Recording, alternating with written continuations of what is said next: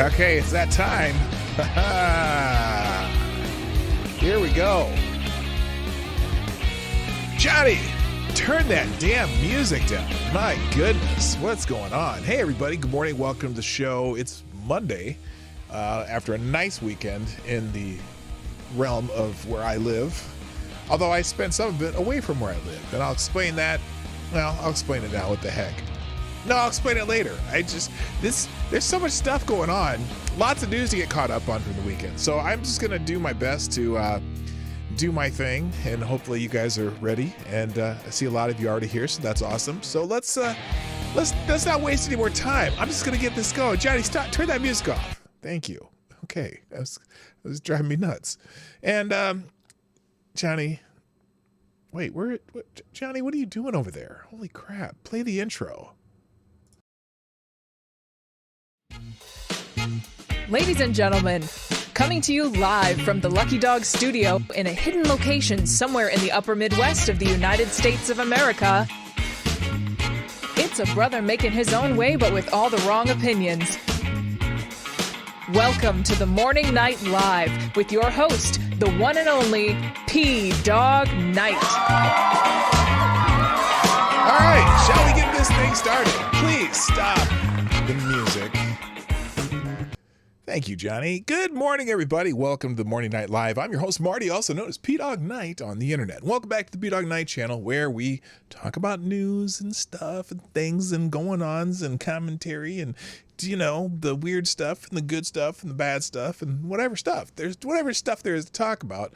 And today is just mostly news getting caught up from the weekend. But I just hope, I hope you all had a nice weekend. I did. I foreshadowed that I was away for the weekend, but I wasn't really away. I was away for about maybe 5 hours, okay? There was a comedy show up in a place called Sartell, Minnesota, which is about 90 minutes from where I live. And it was supposed to be Chrissy Mayer. I don't know if you know who Chrissy Mayer is. If you're on Twitter, you probably have seen her. She's a comedian. And then Lila somebody or Lee, well, I don't remember what her name is. There's another there was a bunch of comedians. It was a comedy show.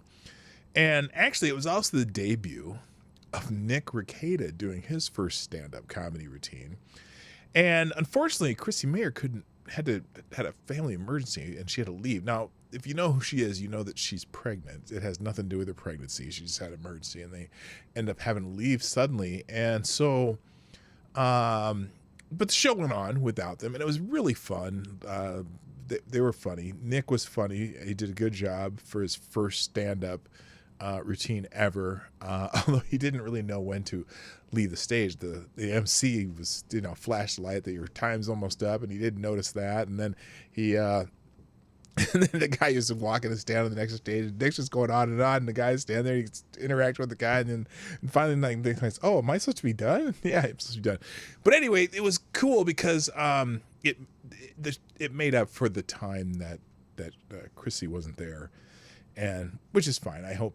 Hopefully she'll be in the Twin Cities again sometime, and I'll get to see her. We follow each other on Twitter, and she's interacts with me a little bit, and she's a nice gal as far as I know. And so it would have been fun to see. But anyway, that was the big event of the weekend. And then most of the weekend I just I'm refurbishing some furniture for our guest room, which we found this old beat up dresser for free online, and I went and bought it, and so I've been sanding and painting and fixing and all whatnot. And that's pretty much what my weekend was. So I hope you all had a good weekend, but that's not why we're here. We're not here to talk about our weekends. We're here to talk about what's happening in the news, because that's what I do on this show. So we're going to do that. By the way, before I get started, though, I pinned the share the stream up there, but I'm going to take that down because I'm going to unpin it. And because really right now, I need one of those that say, where's the one that say that other thing? Well, as soon as it pops up, I'm going to pin that because you'll understand why. Anyway, first the chat over on Rumble. Mr. Avocados Diablo gets the bell. And his own theme music. Good morning also, Mike Savage, Blarg. Next Gen Trolls here. Furry Kitten, my friend from across the pond. And that's everybody. Wait, Eki thought Mikey. What does this say? I just cut and paste driving you nuts. A screwdriver looking high. Okay, I have no idea what you're talking about. She has bombs, and I like redheads. He has come down with a case of preggers like turtles. Oh, you know Chrissy Meyer. She's got a case of the preggers. So anyway, also over on YouTube, good morning to Avocado Dabbly gets the bell over there too, because just because he's Johnny on the spot, his name might be Johnny for all I know. Anyway, good morning also Jesse Leon, fake news expert, Kara Soldier, Rayvon Harris, Mike Savage, Blarg. Also Rick Ashbringer, good morning. Lord Stanhope's in the house. I said fake news expert. Here we go. Maddie's in the house. Hope you're doing well, my friend. Simon Wolfwood's here. My favorite Canadian Jaeger pony. Another friendly Canadian. Unacceptable views in the house. Jethro Hetero. Spidey Man. The people are rolling in. I am so happy right now. Good to see you all here. Thanks for joining me on the show. Hit the like button. Share the stream. Share the stream. Share the stream. That's number one. Speaking of number one, look who just showed up in the chat. Hello, number one. And who else is? What else was I gonna do? And sponsor the show. I need sponsors of the show. If you're able, sponsor the show. Good. I still haven't gotten. So I haven't gotten my short-term disability check for when I was off work, and now we're scrambling for some shit. So if you can sponsor the show, it'd be very nice of you to sponsor the show. Did I mention you can sponsor the show? You can do that at streamlabs.pdognight.live. /tips or whatever, and or super chats and rumble rants. But if you do it here, this is the best place because they don't take as much of your money and it's easier to get to. Good morning, Woodcutter. Nice to have you in the house. All right, let's get going because I got a lot of news today and I want to get through all of it. That's why I'm happy to have actually started on time today. That's pretty good. I'm going to try to make this more of a habit. Just because my schedule may be getting even tighter,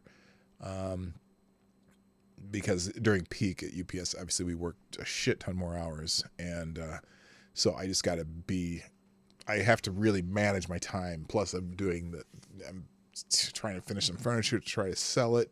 I'm trying to, I'm working on 2 other YouTube channels now, and so I'm just trying to grow some other things so I can live. Okay. So anyway, good morning. And T2's in the house. Good morning. Anonymity T2. Easy for me to say. All right. Should we get into some news though? Cause that's what we do here. But before, hang on. What else? Who's this? What's this? Thank you, Somnambule Nation, for tweeting out the show. Oh my gosh. Why am I getting, okay. How many people are on X? I know most of you are. Some of you are. Some of you can't get back on X because you did something naughty. But I've been getting so many of these people who follow you, and it's just some fake account with they put a picture of some chick with some cleavage or beautiful faces and stuff, and then they have no posts, they don't do anything, but I don't know why they follow you. I have no idea why I keep getting these. I just remove them immediately. I haven't figured out why so many of them follow me, and maybe it's just a trend on X. There's so many of these. Does anyone know? Are these bots just trying to get you to interact with them or something? Because some of them don't even have posts. I'm deleting 5 right now. Wait a minute, who's this?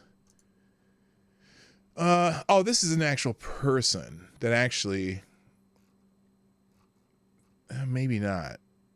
Oh, this is someone who opened a new account. No, okay. So you see, I'm looking at an account here. Jennifer Lawless Private. Okay, she's the picture of some chick, athletic looking gal with tattoos and 40 followers, 79 following 79. But her account has been here since September of 2011. How do you only have? You could accidentally get 40 followers in that amount of time, especially for attractive women, right? And 36 posts, 40 followers. since 2011, 12 years on Twitter. I've been on Twitter 12 years. And I don't cultivate followers, but I got more than that. Jesus. I'm not even a hot looking chick. What the hell? I don't get it. Don't stretch yourself too thin. Oh, leaves a stress. You don't want that. No, I'm not going to stretch myself too thin. And how is Gunfox going to trigger me otherwise? Because Gunfox lives to trigger me. That's why. Good morning, Chris Kroll. How you doing? So anyway, I am constantly dropping thoughts, and I don't mean thoughts. I mean dropping thoughts on the X.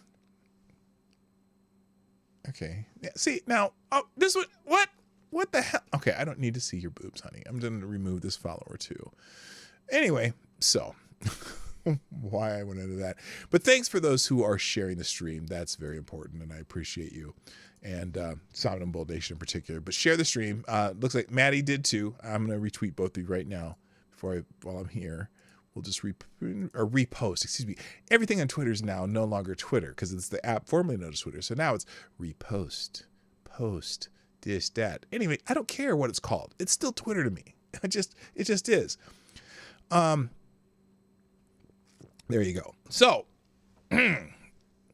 now, see, bot, what is wrong with you, bot? Okay, this is really making me mad. I'm going to turn it off and turn it back on and see if things that I want to go up in the timer go up in the timer. Is it because of where it's sending you? I have no idea. But anyway, we'll see if that works. Okay, news. There's lots of stuff going on in news. Now, and I'm going to give you some tidbits first, and then we'll get into the main topic. And then I actually have two main topics, because Israel, you can't get away from that. But there's more. I have a more local angle to the stuff going on in Israel / Gaza / Palestine. And I don't, I hope all the people there in that area of the world who are not, the militants, are okay. But, there's going to be some collateral damage, and it sucks. But that's not what I'm talking about first. Let's get into the tidbits in the news, kind of headlines that from the weekend that make you go, that kind of stuff. So the first one I got here, there's some new details in the death of former President Barack Obama. I'm sorry, not Barack Obama. Barack Obama's personal chef. Remember his personal chef drowned or something, like in a what was it, the paddleboarding accident or something like that? Now I'm curious. Here's my curiosity. Most people who paddleboard, at least in places where it could be dangerous, right? They usually wear life jackets. I would, if I was paddleboarding, especially Martha's Vineyard. I don't know if it was out in the ocean or something. Wouldn't you wear a life vest when you're paddleboarding? Anyway, new details of the death of Obama's personal chef raises questions. New information from a FOIA request now places Barack Obama on the scene sometime after his personal chef, Tafari Campbell, went missing and was later found drowned. I don't know what that means. The new information was first reported by Jesse Waters Friday evening. Well, of course, it's on Fox News. Fox News, we have new information tonight in the drowning of Obama's chef, Tafari Campbell. Waters revealed the Massachusetts State Police responded to our FOIA request and released their report with some redactions. According to the report, Obama was on the scene shortly after Campbell went missing. Waters said the report also states an unnamed female staffer jumped into the water when Tafari fell off his board, but it was already too late. He disappeared. What? How? Wait a minute. What? Okay, I'm reading that sentence. An unnamed female staffer jumped into the water when Tafari fell off his board. That means like when he fell off his board. That's like right now. But it was too late? He disappeared? According to initial reports claim that Obamas were not at their estate at the time of the incident, though later reports indicated that Barack and Michelle Obama were out of the house but on Martha's Vineyard when it happened, and their presence on the scene after Campbell went missing was a detail not previously known. This is some This is some shady stuff going on here. What is going on? We know that the Secret Service had surveillance footage of Campbell from Obama's compound moments before he entered the water. Water said, we're going to see if we can get that too. So, wow, that's fascinating. I don't know if that means anything. Oh, and Judicial Watch posted 40 pages of records from the Massachusetts State Police on their website. The records, which are heavily redacted, indicate Barack Obama arrived at the emergency response scene via motorcade. Later, a short time later, a cold, wet woman. I don't know if that's a funny sentence, but it is. A cold, wet woman who was a witness arrived. The next morning, the eyewitness was interviewed at the Obama residence, again with Barack Obama present. Their records also detailed the existence of a Secret Service video of Campbell and his paddleboarding companion entering the water, and the Secret Service emergency response in the immediate aftermath of the drowning. State police records show they concluded no foul play in Campbell's, quote, accidental death. That's really weird, isn't it? So you're paddleboarding out in the ocean. I don't know why you wouldn't be wearing a life jacket, but I suppose, if you're in a shallow lake or something and you're paddleboarding, I could see not wearing a life jacket. But that's Martha's video. Isn't that on the ocean? You would just think that would be a precaution. And look, now I know supposedly us black folk can't swim, but I certainly can. I know that if this guy's out in the ocean with the paddleboard, he probably could swim, but he was gone after she jumped in. I need one of those the X-Files things. That's a weird story. All right. Another report from the Daily Caller. Americans are burning through their savings to keep Biden's economy afloat, according to experts. Now, again, it's experts, and I don't care who the media is. If they're right-wing or left-wing media, I wait for them to name the experts. But at least it sounds like there might be some actual experts named. Under President Biden, economic growth has been partly sustained by Americans blowing through their savings. Okay, they said spending, but on everyday goods, according to experts who spoke to the Daily Caller's News Foundation. Hey, I resemble that sentence. Good morning, by the way. Did I say someone? Bookwormatic. Good morning. How you doing? Gross domestic product, GDP, a measure of economic growth, has remained persistently high, coming in at 2.1% for the second quarter of 2023. That's okay. That's not high. But that's if they're saying it's high. I mean, it's higher than it has been since the pandemic and stuff. Like I mumbled that word in different syllables in front. You could think I said clandemic or pandemic or plandemic. It could have been any of those. Anyway, even as the Federal Reserve has attempted to tame growth through hikes of its federal funds rate, the main contributor to U.S. GDP is consumer spending, which has managed to notch consistent increases at the expense of the savings of average Americans, according to the Daily Caller. Consumption is about 70% of GDP growth, so naturally any additional consumption by households and businesses is going to add to GDP. People are blowing through their savings because, and what's weird is, I don't know if it's that they're blowing through their savings to buy cool shit either. I think they're just blowing through their savings because everything costs so much more. But anyway, that's again, the economy is being propped up by the American consumer. And I don't know how long we can sustain this. Shit's got to get better soon. In legal insurrection, which is not to be confused with insurrection. Apparently, there's a disfiguring skin disease caused by a tropical parasite, and it's now endemic in Texas. This should frighten you. This should frighten you. Oh, I didn't got to put it on the screen. Hang on. Let's see if the fun with it fits here. That'll work. There we go. All right, here, let's try this again. A disfiguring skin disease caused by a tropical parasite is now endemic in Texas. Wait a minute. When did it skip the pandemic stage? Hello, Rodline. How you doing? Yeah, no, I know. Savings. What is savings? The savings you speak of. Well, I don't know anymore. We had some, but I don't know where it's going. Anyway, there's a flesh-eating parasite known as Leishmania mexicana.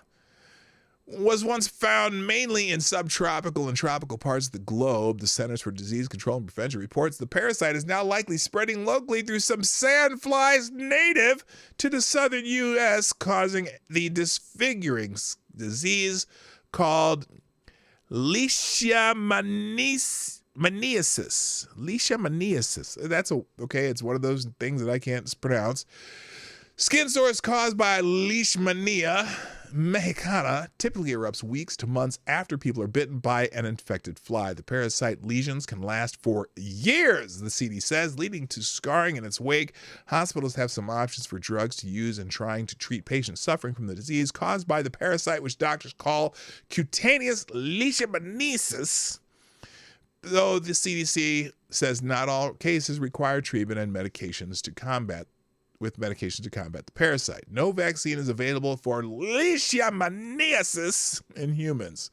Well, thank God they're not trying to throw another vaccine at your ass.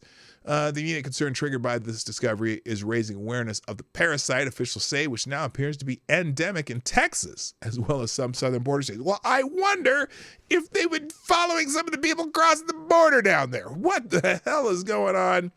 If you want to hear more, there it is. Watch out for these bloodsuckers, which have, how long is this? 27 seconds.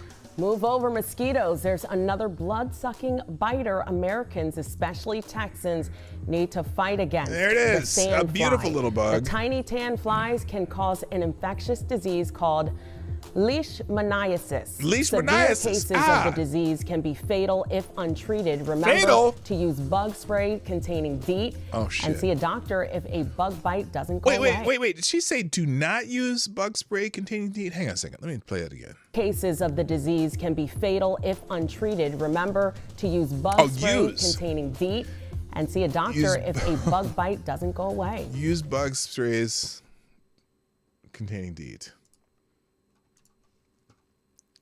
There's just all kinds of things bubbling up through the southern border. How about you? All right, moving on. Speaking of the border, it's a new record. Yes! And we have a new record. 3 million illegals were caught at the border in fiscal year 2023. Fuck me. You know what's funny? Don't we still have 2 months to go? No, we still have 2 months to go.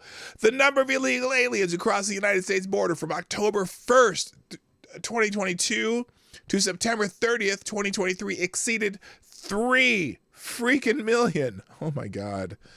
Okay, so that's a year. Customs and Border Protection reported Saturday that agents encountered 3,201,144 illegal immigrants at the border, 434,000 more than last year. Was it last year a record too?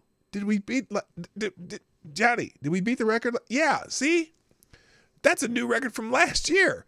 Once again, okay. Wait a minute, hold on. This is great. Once again, the Biden administration has the distinction of setting a record. Yes! Unfortunately, whoa.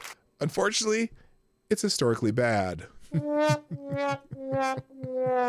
Said Simon Hagenson, a senior research fellow for the Heritage Foundation Border Security and Immigration Center.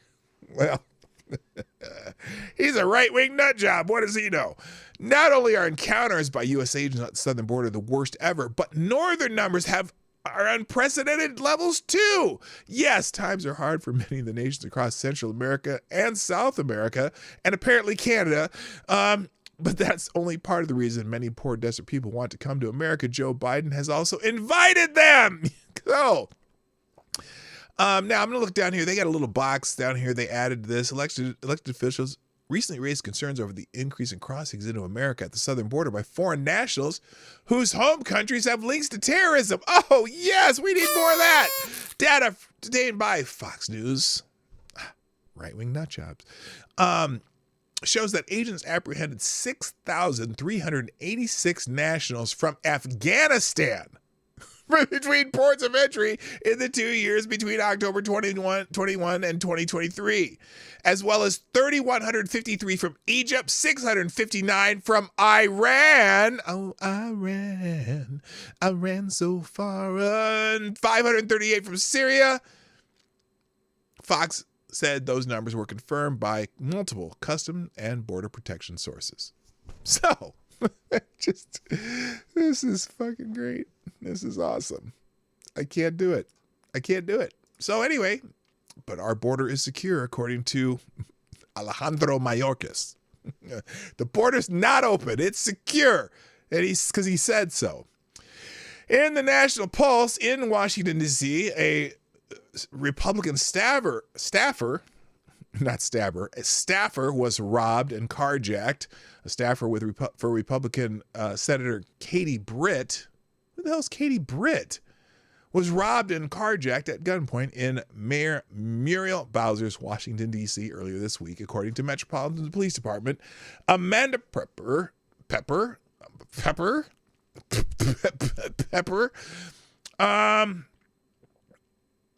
a scheduler in Senator Britt's office told authorities that moments after she parked her car and began walking to her office, the subject pointed a gun in her face and demanded that she give me your purse and keys. At around 8:30 p.m. on Thursday, the suspect then took her possessions and car before fleeing the scene. Senator Britt's office said in a statement following the incidents, "It is infuriating and completely unacceptable that an American who is on Capitol Hill to serve her country cannot safely walk the streets of Washington, D.C. at 8:30 at night because of an out-of-control crime in this city."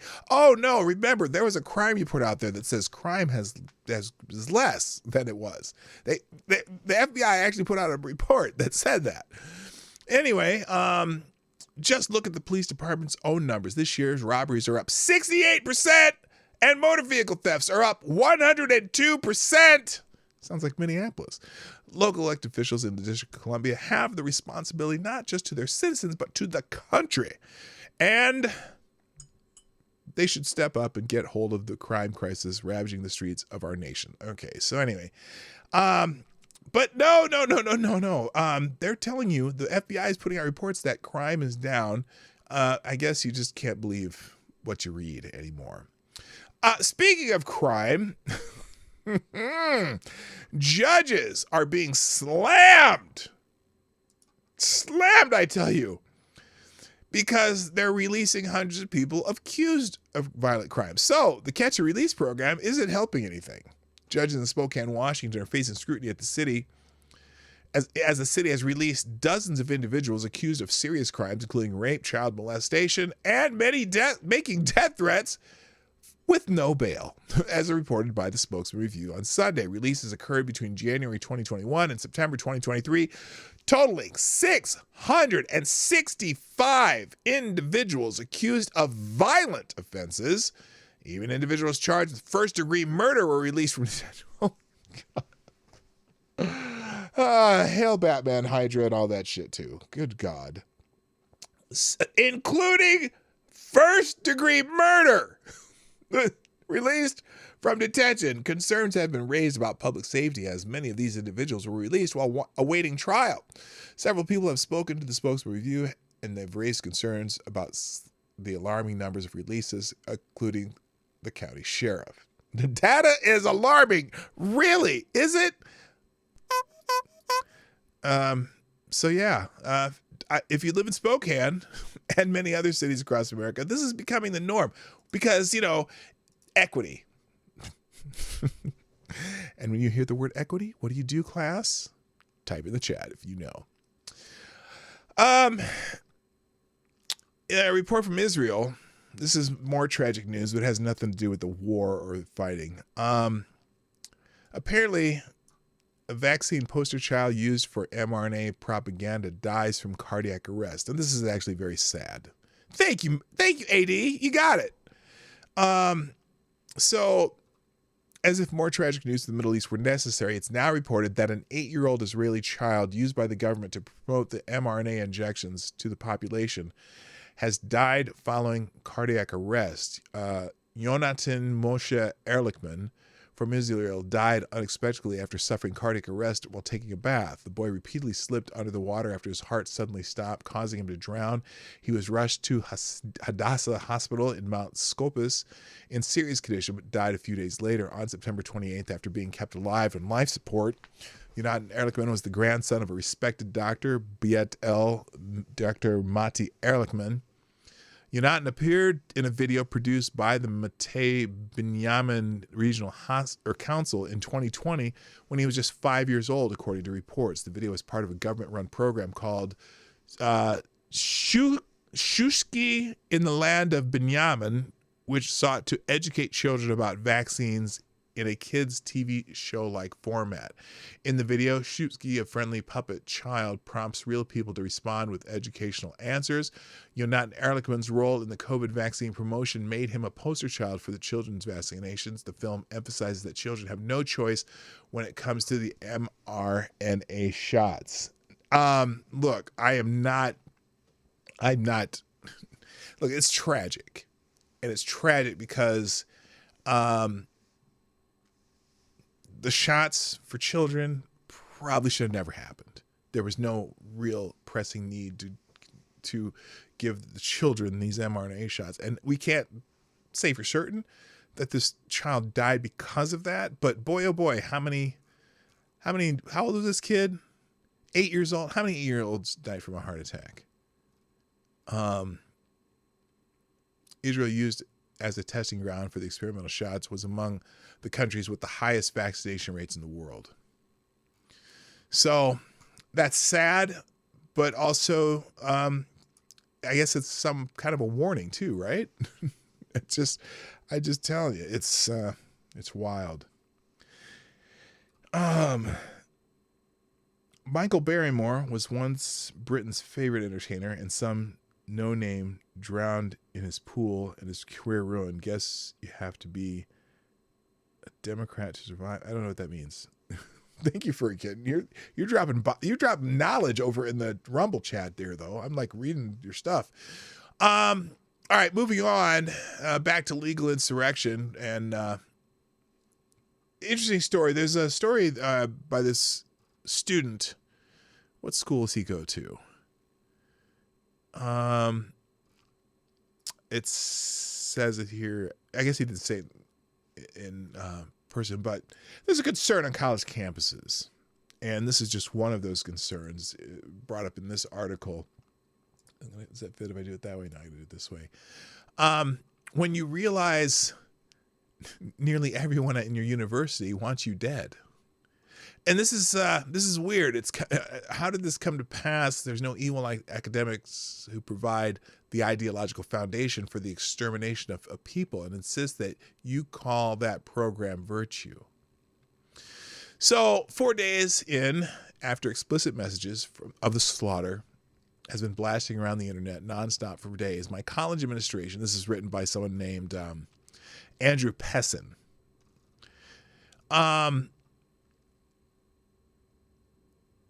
my college administration and my faculty colleagues had remained silent. Oh, no, this is a professor, apparently, or part of the faculty. In contrast, when a black man died by a police officer far away a few years ago, the place had exploded for days. When an administrator more recently scheduled an event at a venue that 40 years earlier had racist admissions policies, there were weeks of outrage, the canceling of classes, and then of the administrator. The misuse of pronouns here can get you disciplined on a bias charge.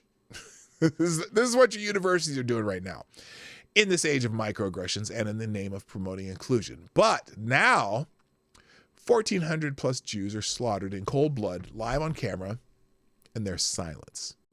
And not just slaughtered.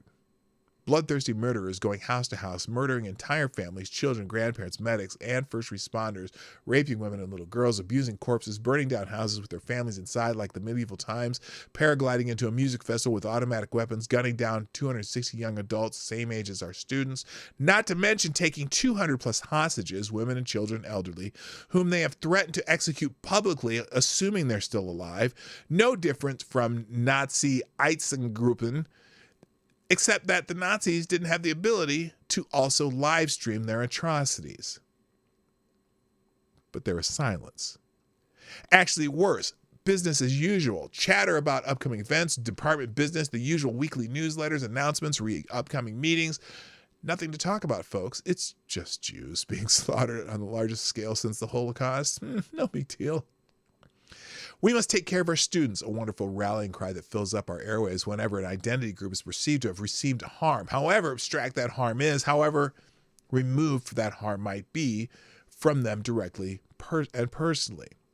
Except for the Jews, whose family members, friends, acquaintances were literally gunned down, raped, burned alive, decapitated, all live streamed. They used one grandmother's phone to film their execution of her, then posted the video on her own Facebook account so everyone she knew could witness it, which is how her family learned of her fate. How would they feel if that were their grandmother, if they watched her to be executed with their own eyes? Did this community truly have no care or concern for its Jewish members? I didn't want to believe it, but it isn't just about my institution. Apart from a small handful of university presidents who responded appropriately, such as at the University of Florida, most were either silent like mine, eventually expressed tepid, neutral, general words of dismay without truly acknowledging what had happened before their very own eyes, although admittedly their responses were at least marginally better than what happened and continues to happen at many other campuses. Active, loud, large rallies where students and faculty, and at least the occasional administrator, openly endorsed and called for the death of the Jews. Hello, Ebony. What's up? Nice to have you dropping by. And this is Kyle's in the house. Good morning. But only marginally, the silence and the tepidness convey the same message, if slightly less explicitly. The problem is nearly everywhere. Other people saw the problem earlier, but for me, it was around 2014 that I began to understand that nearly everyone, not merely at my institution.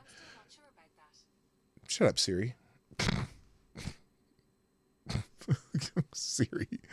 Other people saw the problem earlier, but for me, it was around 2014 that I began to understand that nearly everyone, not merely at my institution, but at these very many institutions, including the best institutions, really hated the Jews.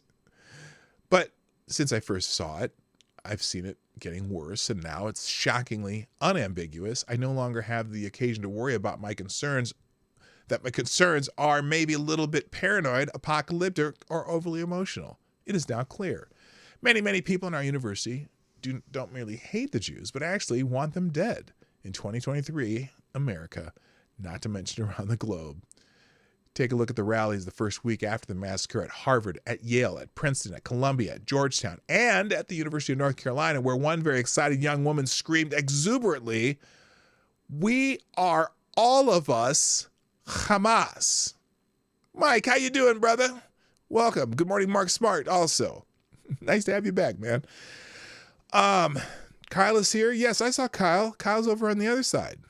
He's on. Well, you see him over there too, Batman. You see him.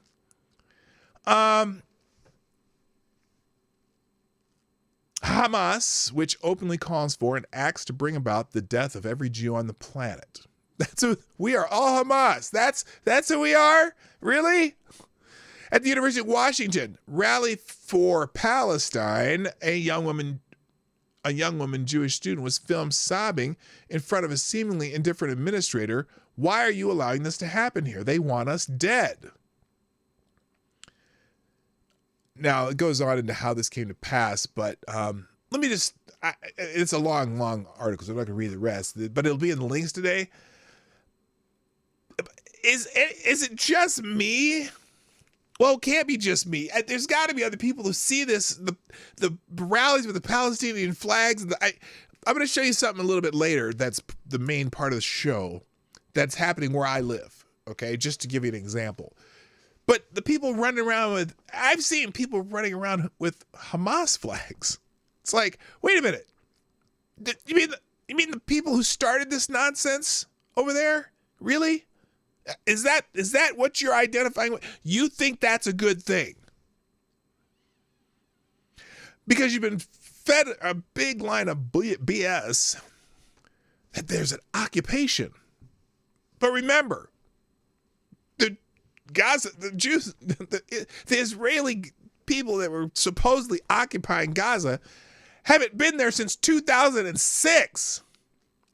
Oh, you mean all the land? Oh, you're agreeing with the from the river to the sea nonsense? Is that what they're doing? It's getting frightening. And I sympathize with the civilians. Obviously, the only way that Israel is going to be able to maintain some sort of peace is to remove Hamas. But Hamas uses the bodies of their people as human shields and place their rocket launchers near schools. I saw a picture yesterday. Literally, it was a school, and you see a playground. There's a swing set, and about 30, 40 feet away from the swing set was a rocket launcher, a big old rocket launcher right next to the school. How do you do that? How do you do that? Hamas is killing the Palestinian people. That's what's happening because they keep doing this. Because they live in peace for so long. The people who live in Gaza go in and out of Israel to work. They get free medical care in Israel, and this and that. And, the infrastructure that they haven't built with all the billions of dollars of aid they get every year. Instead of building infrastructure, they buy missiles and build tunnels so they can do terrorist attacks in Israel instead of just taking care of their own people. Look, everyone's pissed off that, Israel is shutting off the water. Israel is shutting off the power plants. Well, all these billions of dollars could have done a desalination plant in that part of the Gaza that has water. And you could have built some electricity, whatever, infrastructure with all those billions of dollars in aids. But then you send, all I see is, 1,600 rockets being fired into civilian areas of Israel. Oh, we shouldn't kill civilians. Well, what the fuck do you think those Israelis were that Hamas went in and killed were? They didn't attack any military targets because they think all Jews should be dead. So what's the solution? Get rid of Hamas. But wait, but Palestinian civilians are dying. And whose fault is that? I don't know. It's insane. It's fucking insane. No, you didn't miss the George Floyd bit either. I'm getting there. I'll get there. That's a two-parter today. All right. Let's see. Let's move on. In legal insurrection, another legal insurrection article here. And again, it's just the same theme. I'm not going to go through it, but the leftist campus embrace of Hamas barbarism. We're in the suddenly phase of higher education collapse. So, in William Jacobs had an appearance on Breitbart Daily. He says, there's a saying that collapse happens slowly and then suddenly. And we're kind of in the suddenly phase when it comes to higher education in America. And I'll just give you the first paragraph here, a couple paragraphs, and you can read the rest yourself. Again, by the way, if you've here long enough, if you have been here long enough, that every article that I reference ends up in the links that go on one link to all the links that'll be in the chat and the description at the end of the show. So this guy was a guest on Breitbart News Daily with Mike Slater. He said they touched on a lot of topics, some of them personal to me, but mostly regarding how we got to this point in education, that students and faculty are openly embracing the attack by Hamas, in which over 1,000 Israeli civilians were murdered. Remember, Joe Biden went over there and said he doesn't want one civilian death by Israel, except all the people that Hamas killed were civilians. Oh no, there were a few security forces they killed too, but that's just collateral damage to Hamas because they were going after civilians. Anyway, but how is it that students and faculty at these schools are openly embracing the attack by Hamas and saying shit like, we are Hamas? Fuck. What is going on here?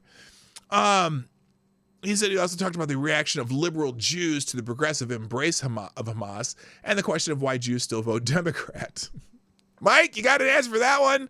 Why do Jews still vote Democrat? Well, I know, because you think that's right and good, and that's okay. You and I disagree, but, I love you, brother. The progressive embrace of Hamas has created a real sense of betrayal among liberal American Jews who feel these are the people who thought we were on our side. That wasn't covered in the article, but appears starting at 20. Okay, this is the whole video here. So you can listen to that article. I'm not going to do that. I'm going to skip this, but you get the idea. It's a whole discussion on why that happened or happens. Is the bot working yet? Jesus Christ, it's not doing it. Okay, there must be something wrong. I must have a bad link or something that it won't let me put in. Anyway, pdognight.live/tips. Here, we're going to do this. Sponsor the show at pdog.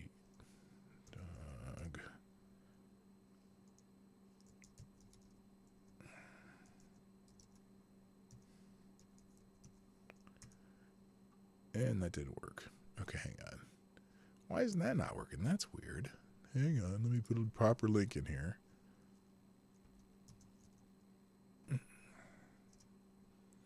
And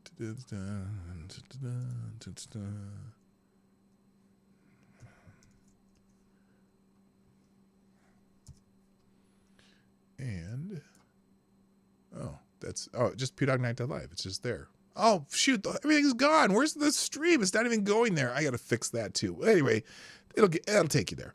All right. Back into the tidbits, and we'll get into the regular news. Apparently. So if you're not familiar with Sheila Jackson Lee is a Democratic congresswoman from Houston, Texas, and apparently she's running for mayor. And recently, Hillary Clinton made a very big endorsement of Sheila Jackson Lee, who I think is I think she's one of the more ridiculous Congress people out there. She says some really strange, almost conspiratorial type things. But then again, she's in Congress, so that's not unusual from any congressperson, regardless of what side of the aisle they're on. But I don't think she's the brightest bulb in the tree. But she's very confident in her multiple assertions of just crazy shit. Okay, well, apparently she has got caught berating her staff in a profanity-laced tirade. Representative Sheila Jackson Lee of Texas was recently heard on recorded audio going off on one of her staff members in a profanity-laced tirade in which she said he and another staff member had no brains and are fuck-ups. Fuck-ups. Hello, Tex AG. Not had nothing to do about you. Jackson Lee, a Hillary Clinton-endorsed congresswoman who built a reputation in Washington as being one of the meanest members of Congress, has represented the same Houston district in the House of Representatives for over 28 years. In March, Jackson Lee threw her name in the running to become the mayor of Houston in an off-year election, which, if elected, would bring her time in Congress to an end. Well, there's always good news. There's always good news. Unless they elect a Hank Johnson or something like that, or a Hank Johnson type, I should say. Anyway, in an audio obtained by the Texas newspaper Current Revolt and published on Saturday, Jackson Lee is heard speaking with a male staff member when she asked, "You took a piece of paper from that woman regarding something that was owned by Duncan Tell. Where is it? What date was it?" The man answered by telling the representative he gave the piece of paper to Jerome, who took it upstairs. Well, what? They have the recording. I just want to hear it. Is this it? Let's see. That ain't it. Brain. Oh. I don't want you to do a thing. I want you to have a brain. I want you to have read it. I want you to say, "Congresswoman, it was such and such date." That's what I want. That's the kind of staff that I want to have. Okay, I don't know what that is. Anyway, she's okay. That's news, I guess. That's news that Sheila Jackson Lee was swearing at one of her staff members. Okay, I don't know why that's news. I apologize for even breaching that, because that was stupid. It was not news. It was just some shit to say some shit. All right, let's see. Biden security earmarks 4 times. Oh, well, I showed you this on Friday. So remember, the president gave a speech the other day, and he was, for whatever reason, he felt it necessary to tie the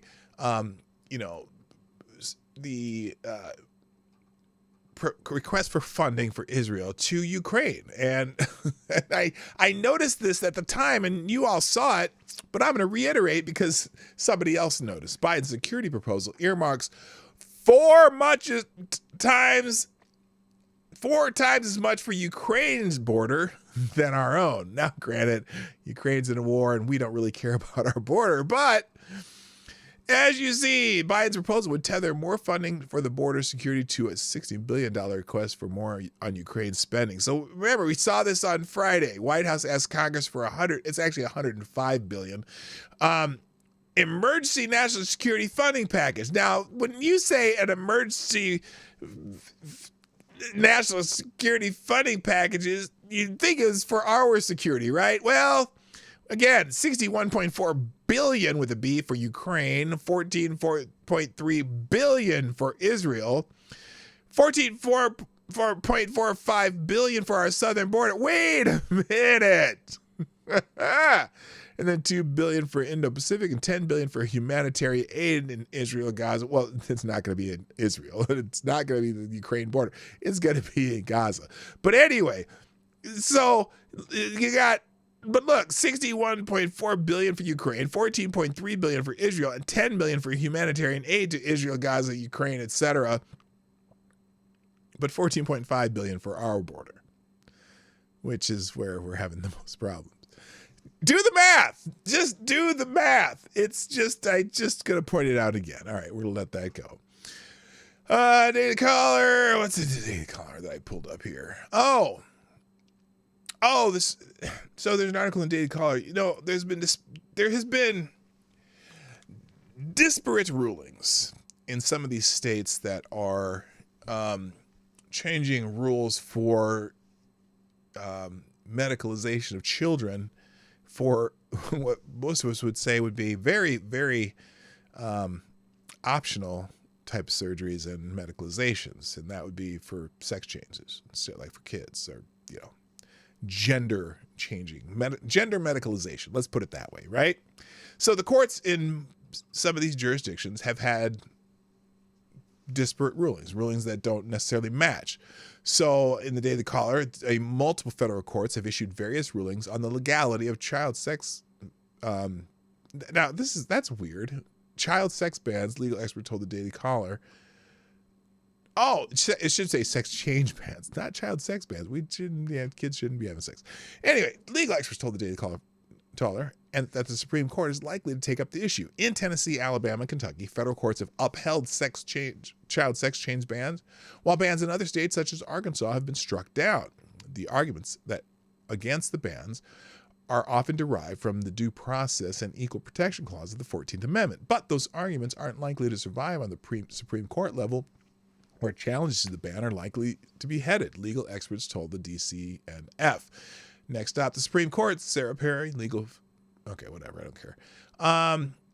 The circuit splits at the appeals level of the court system all but guaranteed that a child sex change lawsuit will find its way to the Supreme Court.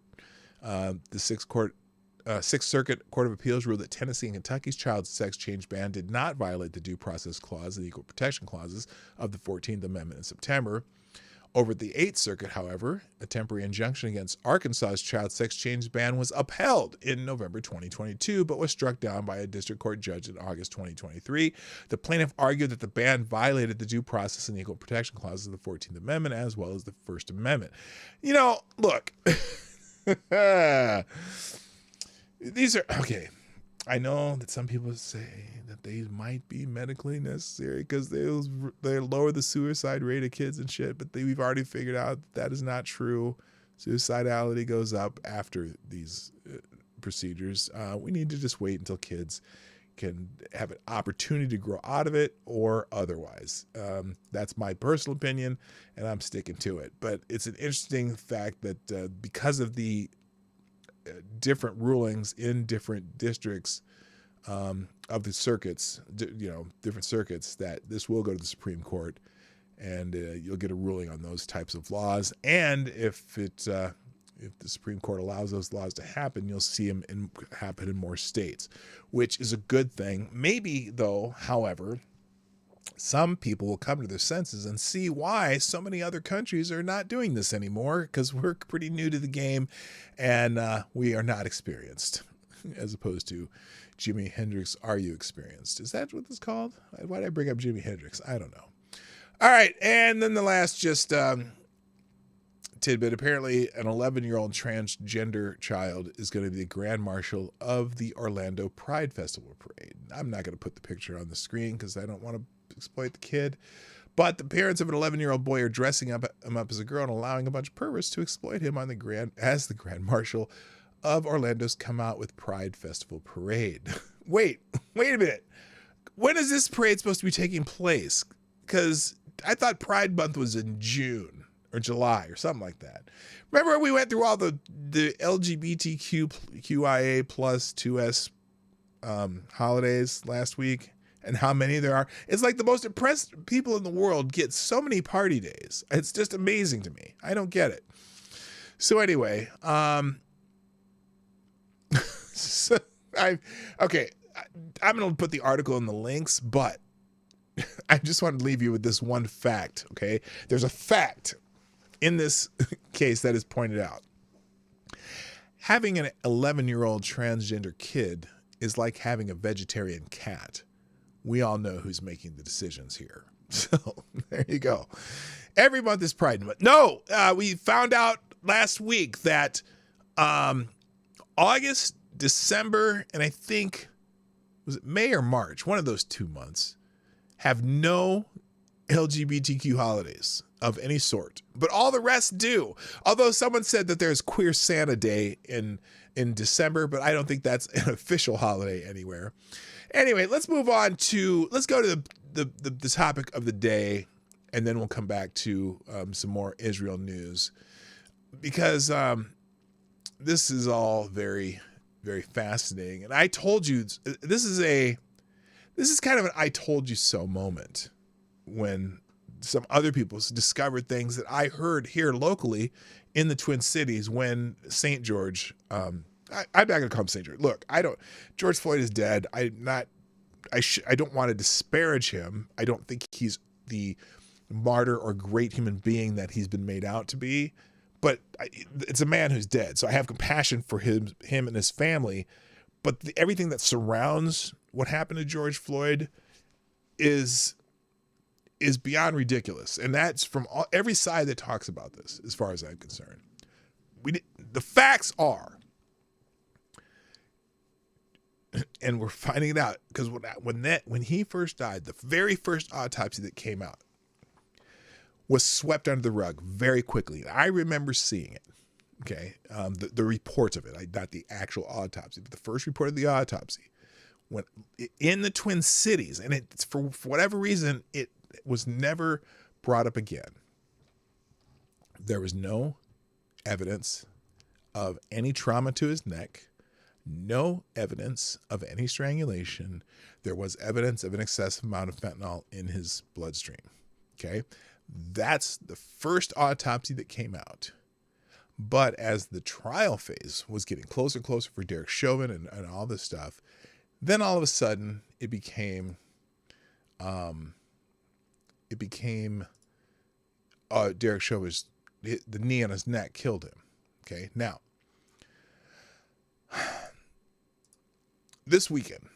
over the weekend, Tucker Carlson discovered something. Now, I don't know why it took him so long to discover, because I discovered early in the trial. And many of us who live in Minnesota who saw those reports have known this all along. Tucker Carlson put out this show saying everyone lied. Tucker Carlson points to shocking, untold details about George Floyd's death. Now, this is the Daily Caller article from a couple days ago that we haven't talked about here yet. Daily Caller co-founder Tucker Carlson pointed out new testimony about the death of George Floyd in a video posted Friday night. Carlson said that thanks to this new information, it is now conclusively known that former Minneapolis police officer Derek Chauvin, who is serving over 20 years in prison, did not murder Floyd by kneeling on his neck for several minutes on May 25th, 2020. Hennepin County prosecutor Amy Sweezy, who is in the midst of a lawsuit against her boss, alleged in her deposition that an autopsy found no indications that Floyd was murdered. That was the first autopsy. There was a second, it was revised later, claiming that he was. And that's because of the pressure put on the prosecutors. But let me finish this article, then I'll get to my evidence from local news. In other words, George Floyd, according to the official autopsy, was not murdered, Carlson said in his monologue, and he died instead of what we used to call natural causes, which in this case would include decades of drug use, as well as the fatal concentration of fentanyl that was in his system on his final days. So this was not a killing. It was yet another narcotics OD in a country that records more than 100,000 of them every year. The medical examiner clearly understood that and, in fact, articulated it. Now, I still, look, and I've maintained this entire time that when it came to the Chauvin trial, okay, that the officer's job in that case, the officer's job is to bring the suspect in so that they can end up in the court system. And I've always said from the beginning that 2 of the 3 charges were absolutely bogus. Okay, the murder charge, and I can't remember what the other one. There are 3 charges. One of them doesn't apply in one-on-one cases. That's part of the problem. And the Minnesota Supreme Court has ruled in other cases that one of the charges didn't even belong in this case. And so eventually that should be appealed here. But I think they're afraid to do that because you're just going to get backlash, because literally George Floyd is a hero in South Minneapolis and North Minneapolis. Okay. But one of the charges should have never been leveled. The murder charge, I've always said, not murder, but the manslaughter charge, I always gave a benefit of the doubt to, because the job of police officers is to bring a suspect in. And in that case, while he was on, he wasn't even, and I said too, when I've looked at the pictures of him supposedly being knee on George Floyd's neck. His knee was never on George Floyd's neck. It was on the back of his shoulder. And you can see it. You can see it clearly in the pictures that it's not on his neck. Maybe it might have been for 1 second, but he changed position. But there's a photograph of there's 1 split second that it might have been on his neck, but he wasn't on his neck. So anyway, I've always contended though that Derek Chauvin's situational awareness during that incident was not what it should have been, and he could be absolutely guilty of the manslaughter because he should have been aware of what's happening to the man that they're holding on the ground while other people are telling, hey, he's dying, this and that. He should have been at least if he had stopped and attempted to make sure that he was reviving George Floyd, he wouldn't be in this mess, maybe. But then again, the vultures, there was a movement to do shit against police officers. But the other 2 charges, he shouldn't have never been found guilty on. Now, I'm even questioning if he should be found guilty on the manslaughter charge. It's not his fault that George Floyd died. And there's evidence from an autopsy that was kind of glossed over and changed.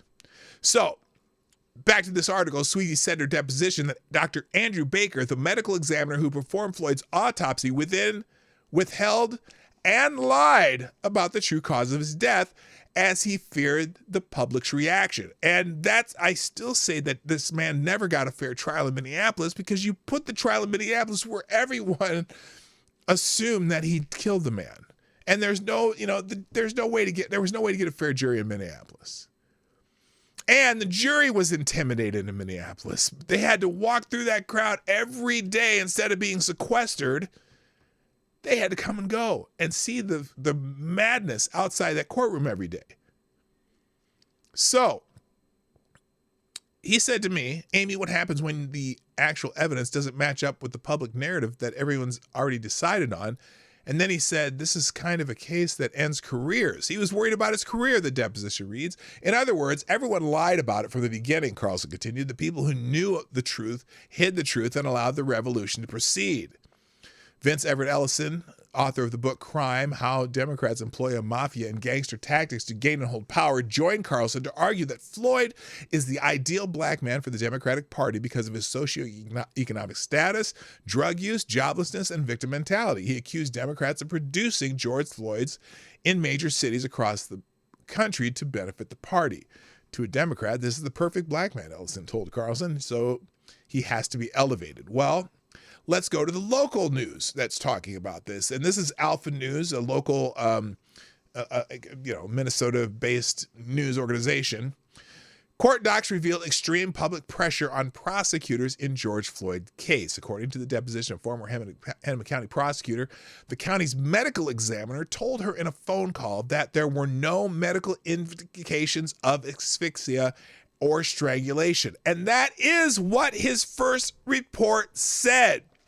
And the report got changed prior to the trial.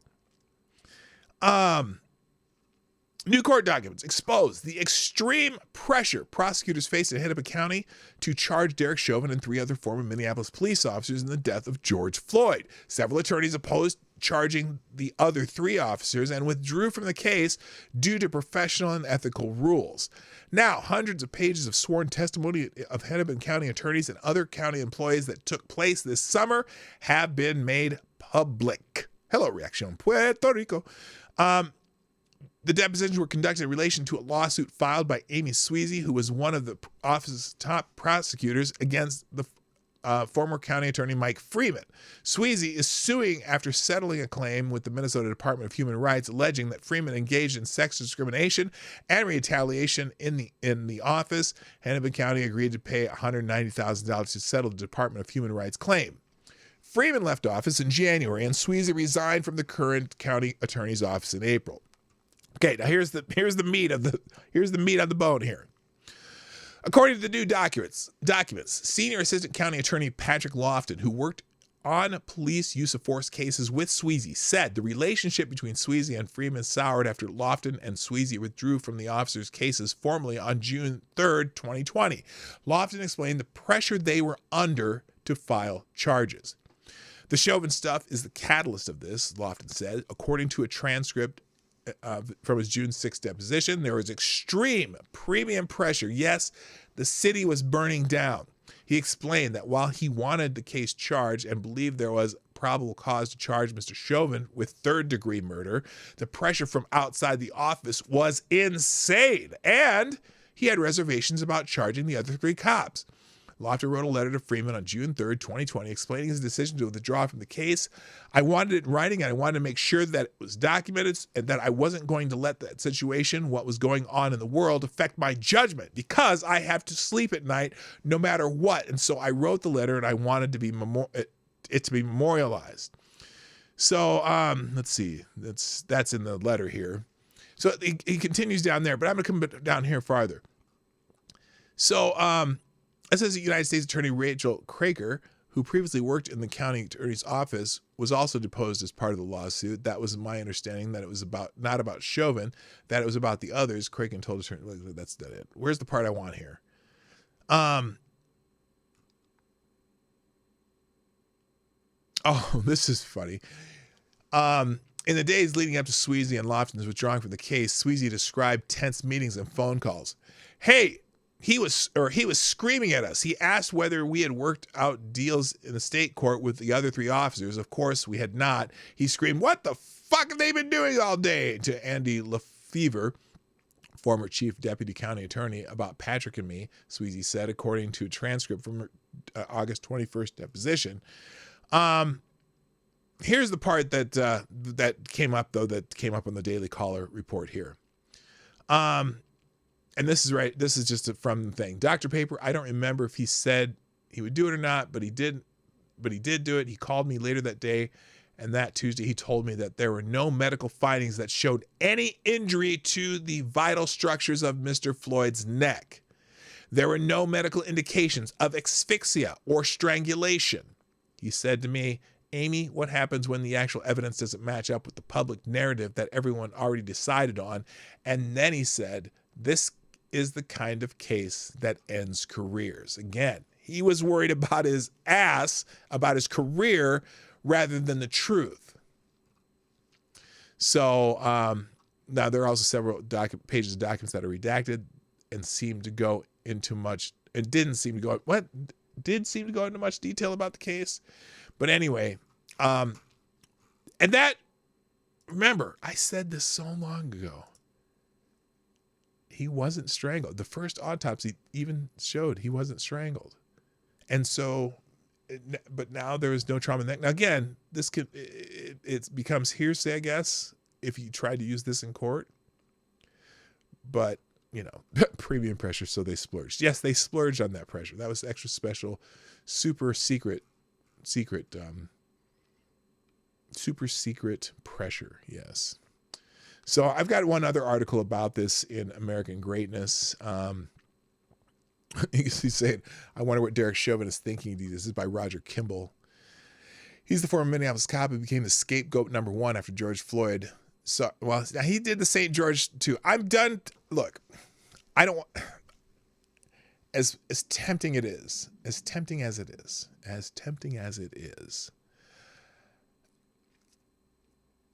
I'm not going to go with the St. George. The St. George is not to disparage St. George Floyd, but to disparage the people who have made him a saint. Okay?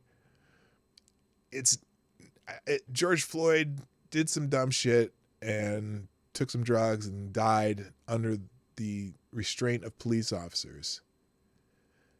But it's not,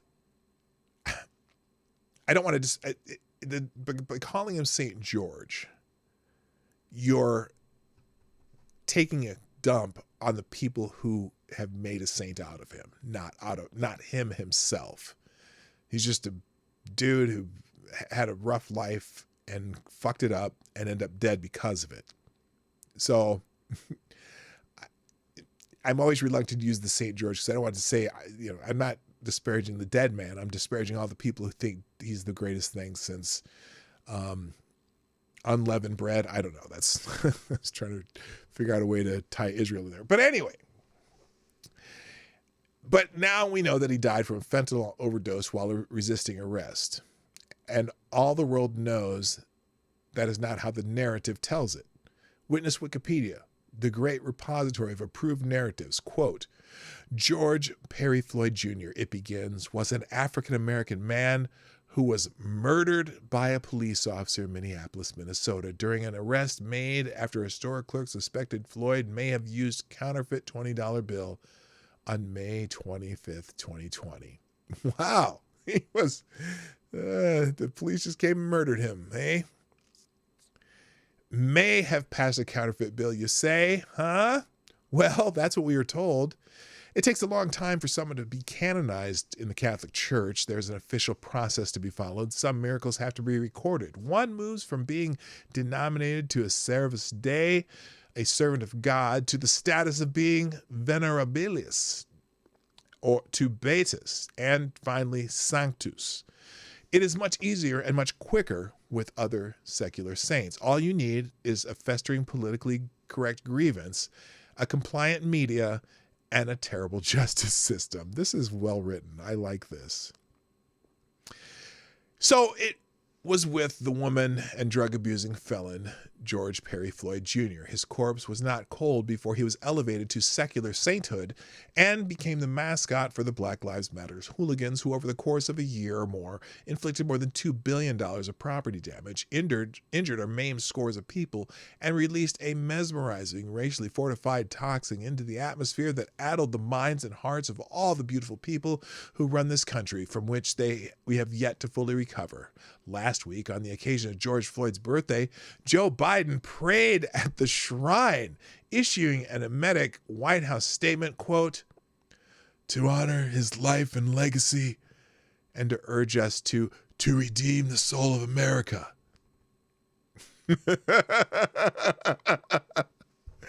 To honor his life and legacy. Think about that. Now, back in 2021, when Derek Chauvin, along with 3 of his police colleagues, were offered up as sacrificial lambs by Minneapolis prosecutors, Chauvin was slapped with federal as well as state convictions and, as I write, is rotting in an Arizona prison for the murder of George Floyd. I didn't know he was in an Arizona prison. That was weird. Alas, probably for his own protection, because he would probably get killed in Minnesota. But who knows? He might there too, because everyone loves George Floyd now. Everybody, isn't it weird how everybody loves George Floyd? Well, not everybody, but you know what I mean. Hello, those ain't real, dude. Now you won't. Let's see. Alas, for the narrative, a large wrench has just been thrown into the works. The wrench itself is fabricated by Amy Sweezy, a former prosecutor in Hennepin County, where Chauvin and his unfortunate colleagues were tried. But the fuel that hurled the wrench was provided by that indispensable public servant, Tucker Carlson. False. That's not where the fuel came from. It came from a FOIA request, and Alpha News published it, and that's where Tucker Carlson found this shit. Well done, Alpha News. So, you won't read about it in the New York Times or Washington Post. Neither CNN nor MSNBC will devote airtime to the story, but other, less establishment outlets have it. Here, for example, is Alpha News. Hey, Alpha News, baby. That's local. With the eyebrow-raising headline, court docs reveal extreme public pressure on prosecutors in George Floyd case.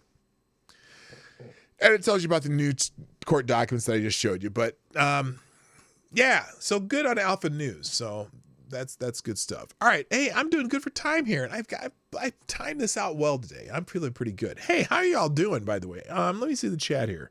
Anything I'm missing? Anything I'm missing down here?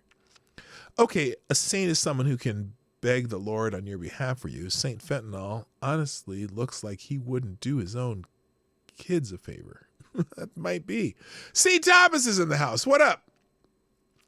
By the way, you still have time to sponsor the show if anyone's up for that. If you can't, if you don't want to comment on something, write a commercial for something. I know there's some of the sponsors around here. So anyway, now let's go. I'm going to talk to you a little bit about Israel again, because there's a lot of stuff going on. Not necessarily Israel persistent, but there's a lot of little blurbs and things from the weekend, things that happened over the weekend. And in Detroit, there was a woman who was president of a synagogue in Detroit who was stabbed to death over the weekend. And in typical mainstream news fashion, when perpetrators are not the desired perpetrator, to narratives that they like to, enforce, generally nobody knows why certain things are done, because they're not done in the name of anything, and they're worried about the backlash, right? They're worried about the backlash. And I'm going to read you an introduction to this story from my friend over at Ace of Spades. And just his introduction this morning was this. Good morning, kids. It's funny. The left are constantly spouting the bromide that to be anti-Israel or anti-Zionist is not anti-Semitic. Yet every time a Jewish person gets verbally abused, spat upon, goes 0 for infinity in the knockout game, or cut to ribbons by bombs, bullets, knives, or thrown from a rooftop anywhere in the world, let alone Israel, the world just shrugs its shoulders. Even when the shouts of Allah Akbar are loud enough to drown out the Concorde jet's engine at full throttle. Nope, just a troubled youth. A mentally disturbed individual, or at most a lone wolf fanatic who perverted the words of a beautiful religion.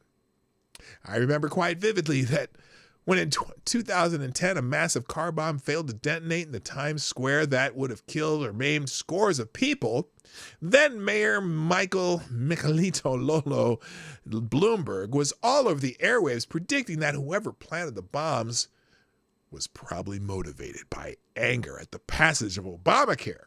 Ha! Turns out the perpetrator was one Faisal Shahzad, a 30-year-old Pakistan-born resident of Bridgeport, Connecticut, who had become a U.S. citizen in April 2009. Immediately afterwards, Bloomberg angrily warned against people jumping to the conclusion so as not to cause Islamophobic backlash against the peaceful, upstanding community. As we know, backlash against Islamic community is about as serious a problem as institutional racism and massive white supremacist movements in America, or the reality of a nation called Palestine. Yet over the weekend, our wonderful fellow citizens at Bloomberg Exist are such great Americans rallied in a number of cities here in the U.S. and overseas, baying for the blood of Jews. In one particular instance, they may have gotten it, but let's not jump to conclusions, people. Now, that is the introduction to this. Detroit police give update on fatal stabbing of synagogue leader. No evidence found so far indicates that anti-Semitism motivated the fatal stabbing of a local synagogue leader, law enforcement said on Sunday. Samantha Wool, the 40-year-old president of Isaac Agree downtown Detroit synagogue, was found dead outside her home on Saturday morning. The gruesome incident took place amid increased concerns for the safety of Jewish people in the United States. That I should never even have to read that sentence. That's crazy.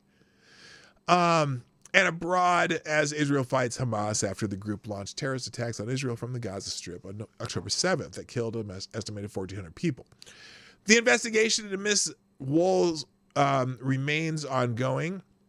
At this time, however, no evidence has surfaced suggesting that this crime was motivated by anti-Semitism, Detroit Police Chief James White said in a statement posted on X, the app formerly known as Twitter. Detroit police are working with the FBI to forensically analyze all of the information obtained to this point in an effort to ascertain the timeline that ultimately led to Ms. Wool's death. Individuals with information may further this investigation are being interviewed. I ask again the community to remain patient while our investigators and law enforcement partners continue to work, White added. Everything that can be done to bring this matter to closure is being called into service. Now, anyway, so the police were called around 6:30 when a woman was found lying unresponsive on the ground outside of Wool's home. It turned out to be Wool. She was later pronounced dead at the scene. While at the scene, police observed a trail of blood leading to officers to the victim's residence, which is where the crime is believed to have occurred. We are shocked and saddened to learn the unexpected death of Samantha Wool, our board president, according to a post by the synagogue. So yeah, no, I'm sure it's just, I'm sure that it was just a home break-in by a lone wolf. It's a lone wolf. Now, I'm going to just, more related news to what's going on in the East. Now, there's an article in American Spectator about, Rashida Tlaib, which in Ace of Spades, they call her Rashida Taliban. But anyway, and just taking a look at her district, she represents the part of Detroit that has Dearborn, and how the, it's a very, very heavily populated Muslim community, mostly immigrants. And look, the one thing about the people of Dearborn, it's a mixed bag, because now they're having all the Palestinian rallies, but they're also the group that, are most vocal about the bullshit that goes on in schools, too. Representative Rashida Tlaib's support of Palestine, while far from new, has been roundly criticized in recent weeks as Israel responds to attacks by Hamas terrorists. Tlaib personally supports Palestine. Her parents immigrated to Detroit from East Jerusalem and the West Bank, but she's also representing the statements of many in her district, which contains the largest Muslim population in the United States. Tlaib's district, which is just west of Detroit proper, is mostly white, on paper that is. The federal government arbitrarily defines the category white as including people with origins in Europe, the Middle East, or North Africa. So it's harder to parse out the actual demographics of the district's 73% white population. In reality, Tlaib's district is heavily populated by Middle Eastern immigrants, with about 1 in 14 households speaking Arabic as their primary language. In Dearborn, one of the main cities in the district, Arab Americans constitute nearly 55% of the population. Immigration from the Middle East began in the early 20th century as immigrants from Lebanon, Iraq, Yemen, and Palestine found work at the Ford Motor Company plant across the Rouge River. The first mosque in the United States was built in a nearby suburb in 1921. Years later, when Israel gained control of Gaza and the West Bank after the 1967 Six-Day War, Palestinian refugees made Dearborn their new home. Throughout the following decades, refugees fled the Lebanese Civil War and landed in Dearborn, followed by Iraqi Shiite immigrants escaping the Gulf War and the Iraq War. As an average of 5,000 Arab immigrants arrived in the area each year, Tlaib's family among them. In 1975, Tlaib's parents left their home in Beit al-Fawqa, a village in the West Bank, settled in Detroit before her birth in 1976. Today, many businesses in Dearborn have signs in both English and Arabic. Local public schools serve 100% halal meat. Mass immigration has dramatically changed in an area once shaped by earlier waves of immigrants from Eastern Europe, Italy, and Ireland. Now, I didn't know that. I did not know the public schools in Dearborn served halal meat. Basically, that's just a process by which animals are slaughtered, which bleeds them out hanging upside down or some shit. I don't know how it works. And being blessed. It's kind of like kosher, but Palestinian.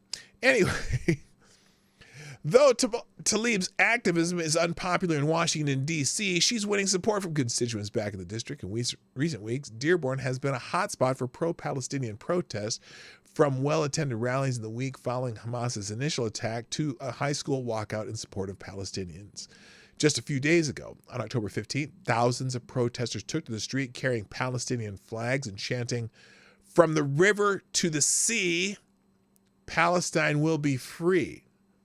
That's and if you didn't know what that is, that's where they're saying they want to drive all the Jews into the sea because they want them dead. That's not a good. That's the original part of it, but now they're saying it's just to free Palestinians. One protester spoke with a reporter, expressing his support for Representative Tlaib and praising Hamas. "If it means we die for the freedom of Palestine, we are ready to die," he said. "Hamas is our freedom fighters. That's all we have, Hamas." Does that make you nervous at all? Does that make you nervous at all that there are people who say that? So if they are Hamas, and Hamas are the freedom fighters, and they, Hamas will kill civilians to get their point across, what's stopping from someone who supports Hamas in the United States from doing the same here? Is that going to free anybody in Palestine? Anyway, it gives you an idea where it gives you a small idea of where she's coming from. You can read the rest yourself, but yeah, that's interesting. Now here's an interesting little clip, also from Alpha News. I'm bringing up some Alpha News stuff today. Hello, Amazing Disgrace. How you doing? This was interesting. This was during a press conference by some of the squad. When they were having questions about the they're pushing for ceasefire now, and our own congresswoman, not from my district, but the one to the north of me, Ilhan Omar got a little testy with a question that was being asked of her, and here it is. If I can click the right button, there we go. Here it is.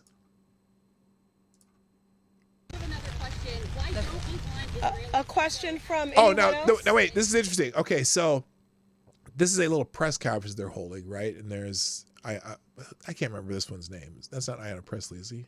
I think it might be.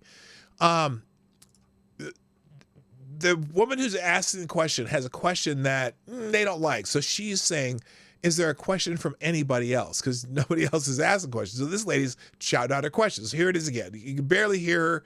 I'll turn up as much. We have another question. Why don't we want Israeli a question from anyone else? That burned, tortured, killed their babies and children and still have them hostage? This is not, now notice how uncomfortable she is with this question.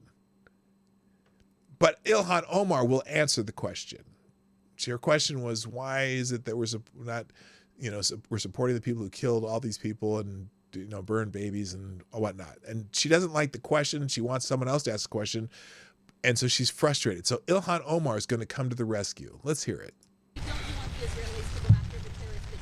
Don't you want the Israelis to go after the terrorists that did that? How many more killings is enough for you? Is it 1,000 more?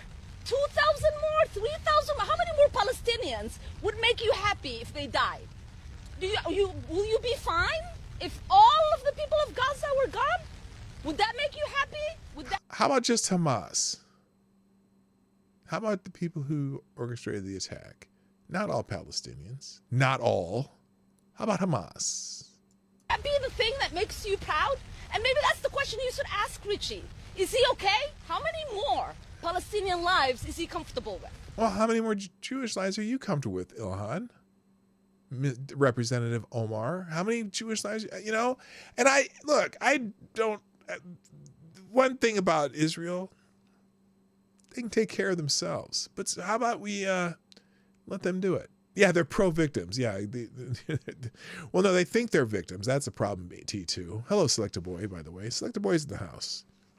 Selecta Boy's in the house. There. Yeah, boy.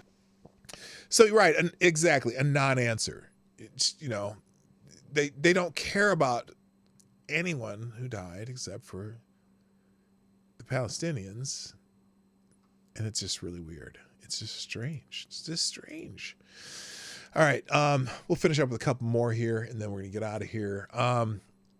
Also, now this is fascinating. Let me show you this video, because there was a protest in Minneapolis, just showing you some local shit. And this guy got caught up his car in this protest. He was driving to drive through, and these people started attacking his car. So he decided to find his way out the best he could. I'm trying to make this as big as possible here. So here's something. I want you to notice something, though. This is at a protest in Minneapolis, okay? And this old man got himself caught up in this area where these people were protesting in the street, blocking the street, of course, because, you know, you can't do a protest on the side of the street or on the sidewalk. You have to block the street where everyone's trying to go and, you know, ruin everybody's life. So anyway, here's let me make sure I get this right here. All right, here we go. Here's so you see this. I want to show you something, though, that is fascinating, because people say, oh, they're just supporting the Palestinian people. They don't support Hamas. Well, let me show you something in this picture. I'm going to show you something. So here he is. Now, they're starting to beat on his car, and I'm going to stop it right. He's trying to go away, but they're not letting him. And up right there. Do you see that? See that little thing right there? That little green thing, that flag that this person is carrying? Do you know what that flag is? That would be the flag of Hamas. Oh, somebody out here does support Hamas. And somebody tried to tell you, oh no, that's the flag of Saudi Arabia. No, that's the Hamas flag. But anyway, so then he's trying to he wants to leave, and they're not letting him. And now they're beating on his car, and they're throwing shit at him. He just wants to leave.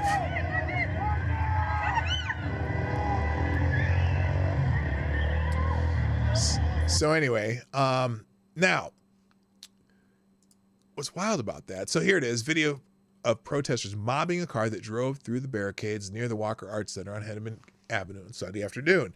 Shots were also reported to be fired following or during the altercation. We're checking out to find out if protesters had a permit to block the road. And they point out, too, that this is a Hamas flag that they found in the picture that the guy did. And to anyone who says, no, that's the Saudi Arabian flag. Nope. There's a difference. This is the Saudi flag. This is the Hamas flag. That is clearly a Hamas flag. So very interesting there. Also in Alpha News, and in fact, here's a protesters who drove through the protest flying a Hamas flag. There it is right there. That is the Hamas flag. They're celebrating Hamas in this. Now, some are that probably just there, don't kill more Palestinian people. But if you're celebrating Hamas, you can go fuck yourself.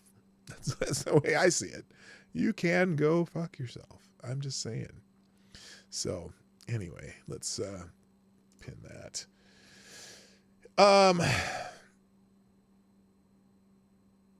Yeah. So that's the way I feel. Because look, I don't want innocent civilians killed either. But who killed innocent civilians? That was their whole purpose, was to kill innocent civilians. Oh, the Israelis are supposed to avoid civilian casualties? Really? Really? The Israelis are supposed to avoid civilian casualties? He not going no. Now, also in this little car incident, there was a man who is running for city council in Minneapolis who was at that protest. And he's one of the people who is trying to get this man killed.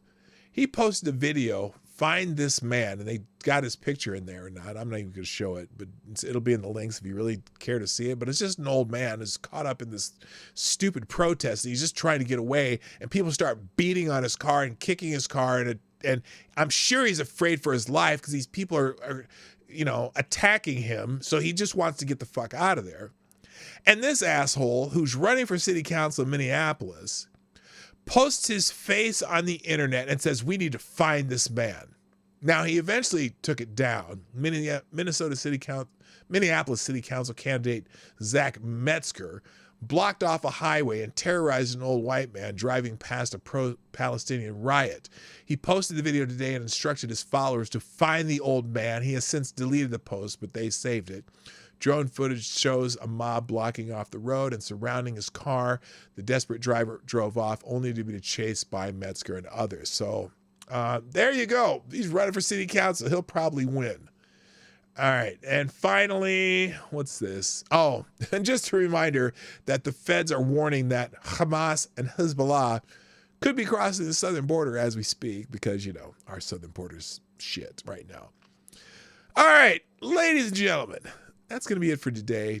Come back for tomorrow for Twitter Tuesday. Also, if you happen to see me post stuff, I'd appreciate it if you just click it and say hi or whatever. Or I'm going to be posting little short videos of highlights of the show.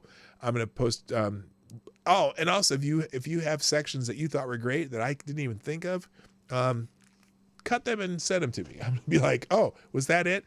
Because my schedule doesn't really allow me to cut shorter videos, but I have a system for doing shorts, so that's easy. But anyway, 39 people here. Good God, that's awesome. By the way, hit the like button if you haven't done so already. Share the stream. And we have no sponsors today, but I'll get through it, okay? I'll get through it. I'll be okay.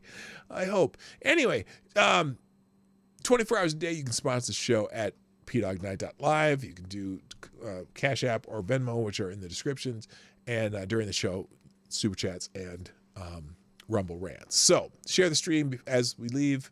Let people know how great this show was, and maybe we'll get some more people come and join us. So, ladies and gentlemen, thank you for joining me today on the Morning Night Live. Time to go. My name is P Dog Night, and I am out of here.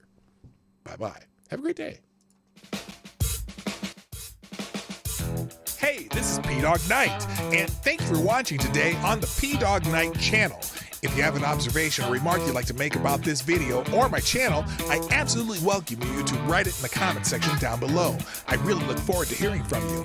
And before you go, if you like what you saw but you're not already subscribed, please make sure you hit the subscribe button and definitely click that bell that pops up afterwards so you'll be notified when I post new videos or when we go live. I broadcast my live show, The Morning Night Live, Monday through Friday at 10 o'clock Eastern, 9 o'clock Central. A special thank you to all the supporters of this channel who share our videos on social media and who make donations through Streamlabs, YouTube, Venmo, and Cash App, which are all linked in the description down below. Thanks again, and until next time, I'm P Dog Night, and I'm out of here.